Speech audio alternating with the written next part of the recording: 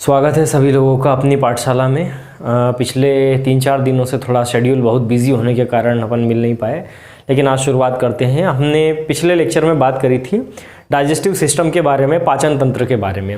अपन ने पढ़ा कि पाचन तंत्र कितने तरह का होता है, तो 2 तरह का, सरल और जटिल। फिर उस पाचन तंत्र में भी अपन ने जटिल पाचन तंत्र में मूल रूप से चारों जो पेट थे ना, रूमेन, रेटिकुलम, ओमेजम, एबोमेजम, उससे बनने वाले सारे क्वेश्चन के बारे में डिस्कस किया और कैसे डाइजेशन होता है ये पढ़ा। Small intestine, large intestine complete हो गया था, है ना। तो डाइजेस्टिव सिस्टम में आगे हम बढ़ते हैं और एक साथ पढ़ते हैं जितनी भी डाइजेशन की केमिकल प्रोसेस हो रही थी, जितने भी एंजाइमेटिक प्रोसेस हो रही थी, उनके बारे में कि कहाँ कहाँ चल रही है, किस एंजाइम की प्रेजेंस में चल रही, कौन सा एंजाइम कहाँ से सिक्रीशन हो रहा है, किस तरह से आ रहा है। पहले डाइजेशन रूमिनेंट्स में होता है कि नॉन रूमिनेंट्स में होता है, रूमिनेंट्स में अगर होता है या नॉन रूमिनेंट्स में होता है तो कहाँ होता है, किस तरह होता है, तो देखिए उसको अपन चर्चा करते हैं। सबसे पहला क्वेश्चन ये आता है कि डाइजेशन स्टार्ट पहले किस में होता है, रूमिनेंट्स में या नॉन रूमिनेंट्स में? तो इसका आंसर है नॉन रूमिनेंट्स में। हम नॉन रूमिनेंट्स में आते हैं, है ना। तो कुत्ता, बिल्ली, घोड़ा, गधा, मनुष्य, ये सारे हैं नॉन रूमिनेंट्स। तो नॉन रूमिनेंट्स में सबसे पहले डाइजेशन स्टार्ट हो जाता है माउथ से, मुंह से ही। तो अपन ने पढ़ा था कि मुंह के अंदर 3 जोड़ी लार ग्रंथियां हैं, उनसे जो है लार निकलती है 100 से 200 लीटर। एनिमल्स के बारे में बात चल रही है, लेकिन हम अपनी बात करें तो जो लार निकलती है उसके अंदर होता है टाइलिन। रूमिनेंट्स की लार में टाइलिन एंजाइम नहीं होता। डाइजेशन प्रोसेस में मैंने आपको एक बात बताई थी कि एंजाइम है तो डाइजेशन है, एंजाइम नहीं है तो डाइजेशन नहीं है। मतलब कहीं आपको अगर कहना है कि डाइजेशन हो रहा है कि नहीं हो रहा, तो केवल आपको एक चीज चेक करनी है कि वहां पर क्या दिखे, एंजाइम्स। एंजाइम्स है मतलब डाइजेशन है। तो यहां पर हमको बताया जा रहा है कि स्टार्च कन्वर्ट हो रहा है माल्टोज में, लेकिन किसके प्रेजेंस में? टाइलिन के। और टाइलिन कहां से आया है? तो लार से, है ना। तो लार में जो टाइलिन है वो स्टार्च को कन्वर्ट करेगा किसमें? माल्टोज में। स्टार्च कहां है? तो दाने के अंदर। जितने भी ग्रेन हम खाते हैं, जितने भी अनाज वर्गीय दाने हम खाते हैं, है ना, गेहूं हुआ, चावल हुआ या फिर मक्का हुआ, है ना, ज्वार, बाजरा, इन सब के अंदर क्या होता है? स्टार्च होता है। Storage form of carbohydrate in the plants is starch. कि कार्बोहाइड्रेट का संग्रहित रूप पौधे में क्या है? स्टार्च के रूप में। अच्छा, यहाँ से एक क्वेश्चन ये भी बन सकता है कि हमारे शरीर में या जीव जंतुओं के शरीर में स्टार्च का संग्रहण कहाँ होता है? तो वो होता है लीवर पर। याद रखना, एक्स्ट्रा क्वेश्चन है। लीवर पर और मांसपेशियों में। किस रूप में? तो ग्लाइकोजन के रूप में। पौधे में किस रूप में? स्टार्च के रूप में। स्टार्च सर गेहूं के दाने में दिखता नहीं है, लेकिन जब हम उस दाने की बनी हुई रोटी को चबाते हैं और कंटिन्यू जब चबाते हैं और अपनी लार जब सलाइवा उसमें मिक्स होती है, तो थोड़ी देर के बाद में हल्की सी स्वीटनेस आने लगती है, मिठास आने लगती है मुंह में, है ना। तो वो जो स्टार्च था वो अपनी लार के टाइलिन से जब मिला तो किस में कन्वर्ट होने लगा? माल्टोज में, जो आगे कन्वर्ट होगा ग्लूकोज में। तो पहले डाइजेशन स्टार्ट हो गया किसमें? नॉन रूमिनेंट्स में।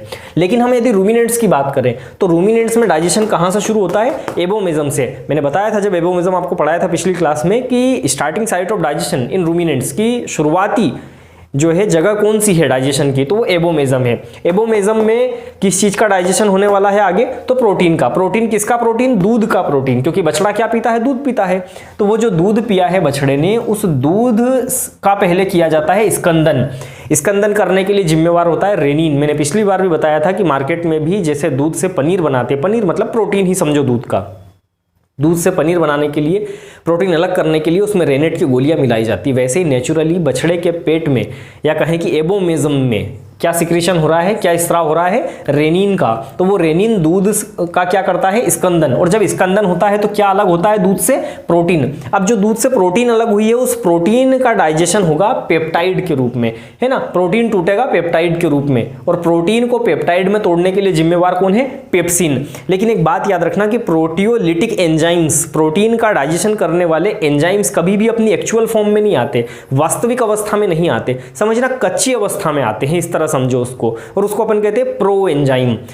अच्छा, एक क्वेश्चन होता है दिमाग में, क्यों सर ऐसा क्यों? वैसे आउट ऑफ सिलेबस है, लेकिन इसको क्लियर कर लेते हैं। हमारा बॉडी, हर एक अंग, हर एक टिश्यू, हर एक सेल किससे बनी है?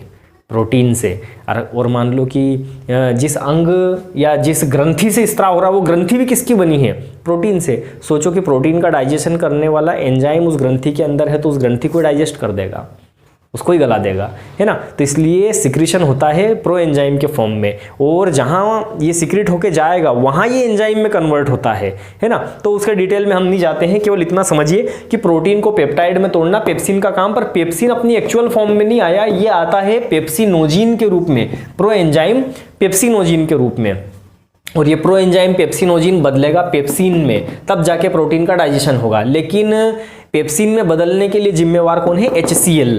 तो अपन ने पढ़ा था एबोमेजम में ही 0.5% 0.5% वाला HCl निकलता है। इस हाइड्रोक्लोरिक एसिड के प्रेजेंस में ही ये प्रो एंजाइम पेप्सिनोजिन कन्वर्ट होता है एंजाइम पेप्सिन में। क्लियर है? तो ये कार्यक्रम चल रहा है कहाँ पर? एबोमेजम में।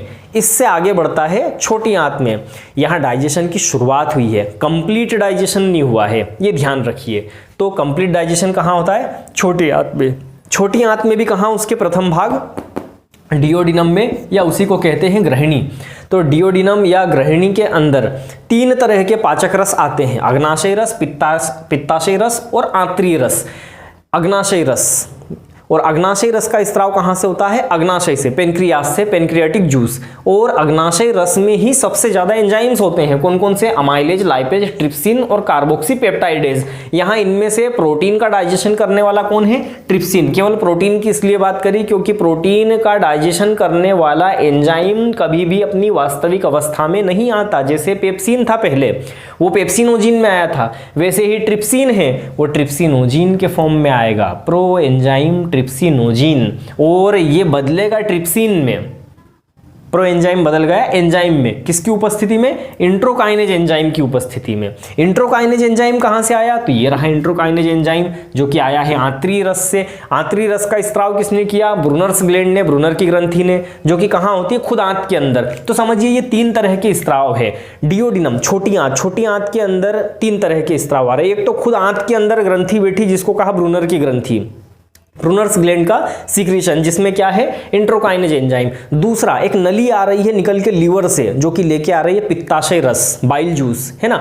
गॉल ब्लैडर से भरा हुआ एक थैला है पित्त रस का, बाइल का, वहां से आ रहा है। उसमें कोई भी एंजाइम नहीं होता, ठीक है। और तीसरा सीक्रेशन हो रहा है अग्नाशय रस का, पेनक्रियाटिक जूस का, जो आ रहा है पेनक्रियास से, अग्नाशय से, ठीक है। और उसी के अंदर मेनली सारे एंजाइम्स है। कार्बोहाइड्रेट के लिए अमाइलेज, फैट के लिए लाइपेज, प्रोटीन के लिए ट्रिप्सिन और कार्बोक्सी पेप्टाइडेज। तो सबसे पहले अपन ने प्रोटीन के बारे में कहा कि भैया ट्रिप्सिन के रूप में नहीं आता, वो प्रो एंजाइम ट्रिप्सिनोजिन के रूप में आता है। अभी थोड़ी देर पहले भी बताया था।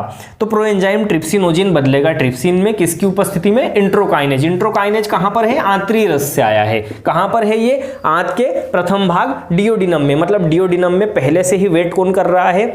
इंट्रोकाइनेज एंजाइम। किसका इंतजार चल रहा है? प्रो एंजाइम ट्रिप्सिनोजिन का। जब प्रो एंजाइम ट्रिप्सिनोजिन आएगा, उससे इंट्रोकाइनेज मिलेगा, और दोनों मिलकर क्या बनाएंगे भाई? 2 लोग जब भी मिलते हैं कुछ ना कुछ नया बनता है। तो यहाँ क्या बनने वाला है? ट्रिप्सिन। फिर ये ट्रिप्सिन हमला करेगा किसके ऊपर?